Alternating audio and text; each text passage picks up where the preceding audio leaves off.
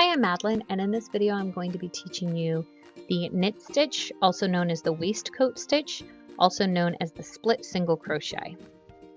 Now for this tutorial we're going to be working in a round. You can do this row by row and work it flat, but it looks a little bit different because the front of it is different from the back.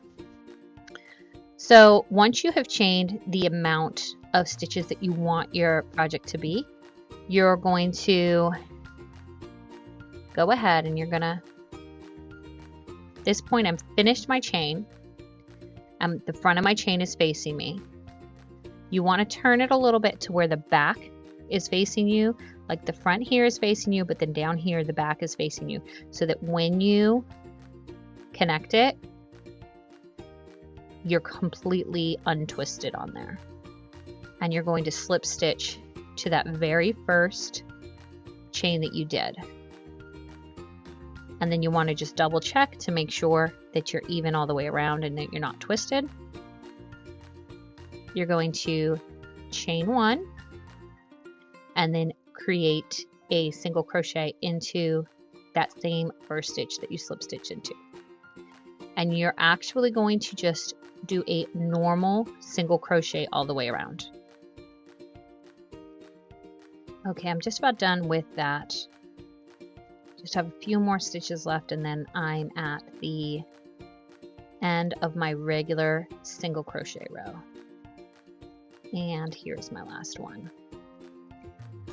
So if you look, here is where I connected it with a slip stitch. There's my chain. Here is my first stitch.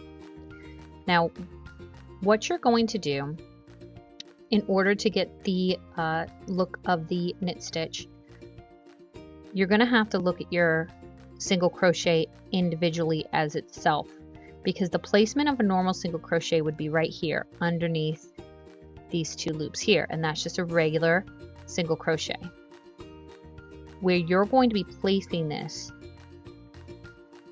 is this bottom V here. This is the post of the single. You're going to be placing your hook directly between the V of this single. And that's going to be the placement of it, and then you're going to just complete a regular single. So draw through and then draw through two. I'm going to go ahead and mark this because this is my first stitch, so I want to keep track of my rows here because we're working in a continuous round. It'll get tricky to keep track of them if you don't mark it. So again, I've completed my first one. Here's my second one here. There are my top loops, my regular loops that normally you would go into. You're not going to go there. You're going to go down here to this V right here and insert between the legs of the post. Okay. Right here, there are the top loops. You're going to go down here to the post and insert between the legs of the post. Right in that bottom V here. So here's the top. This is where you're inserting your hook. And you're going to just continue to do this the length of whatever your project is. This is a fun stitch for cup cozies, headbands, bags, baskets. You could do this as a sweater if you were working it in the round. There are a lot of different possibilities that you can do with this. Like I said, you can work it in rows. However, if you work it in rows, it looks a little bit different because as you can see, the back looks a little bit different. You still have the V there, but the back looks a little bit different as opposed to the front. The front is they're a lot closer. It's a lot crisper.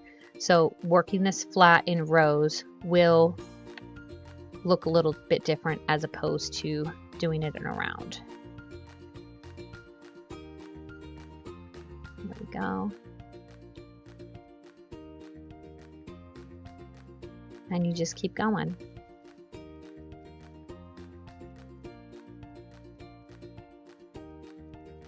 Now once you get to have a few more stitches here and I'll be at the end of my round, you're going to always move your stitch marker up to the first stitch of the round.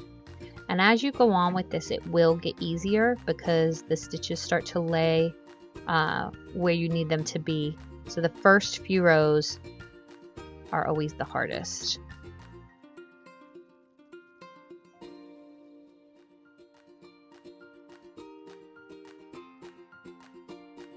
Okay, and I have 1,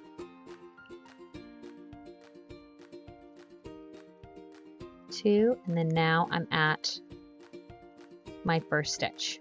So you're going to take out your stitch marker. This is beginning of row 3, right in the middle of that post. Then you're going to put your stitch marker back in.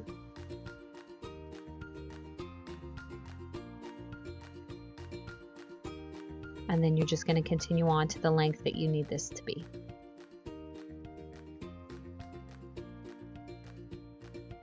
I've gone ahead and done a few more rows so you can really get an idea of what this looks like.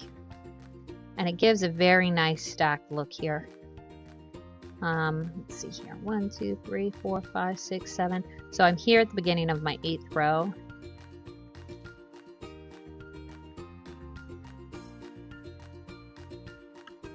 That stitch marker back in.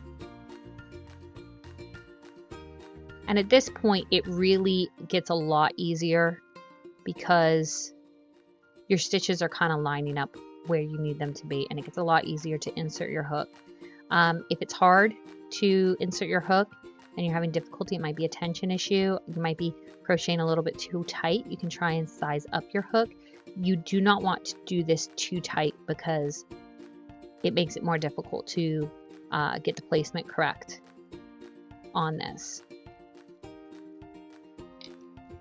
This would even be cute for like fingerless gloves. Would be really cute with this stitch. And then you just work them up and then leave a space for your thumb. Let me know if you'd like me to do a tutorial on that. I can do a project video on that if you like.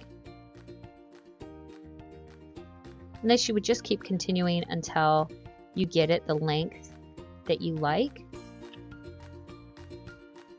And because we worked in a continuous round, it's a little bit uneven as far as at the bottom. You're a little bit off center here at the bottom. Once you can either go in and finish it and do like a regular single around the bottom. You can sew this in as well. Once you weave in the ends, that'll cover all that up. As far as ending off this project, how you would do that is once you do your last of the row, you take out your stitch marker, and then what I do on this when I'm doing this stitch is I will then slip stitch 2 or 3 to then even it out. And this is what it looks like. Hope you found this helpful. Let me know if you have any questions, and I will see you again soon.